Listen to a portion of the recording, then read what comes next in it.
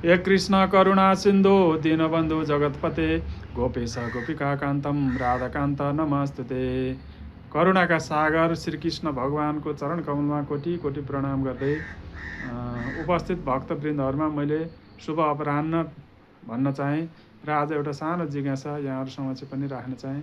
मेरो जिज्ञासाको प्रश्न यस प्रकारको छ, यो संसारमा भएका जन्म लिएका जति पनि प्राणी वनस्पति जीवजन्तुहरू जति छन् तिनीहरूको कल्याण कसरी हुन्छ भन्ने मेरो एउटा जिज्ञासा थियो। त्यो खोज्दै जाँदा भागवत गीताको 3 अध्यायको 11औं श्लोकमा भगवान् श्रीकृष्णले भन्नुभएको रहेछ, देवान् भावयतानेन ते देवा भावयन्तु वा परस्परं भावयन्त श्रेयः परमवाप्स्यतः।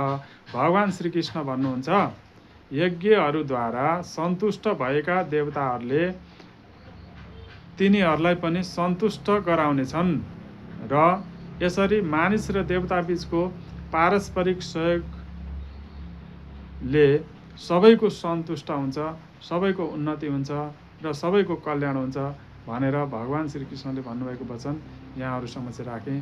हस्त, धन्यवाद।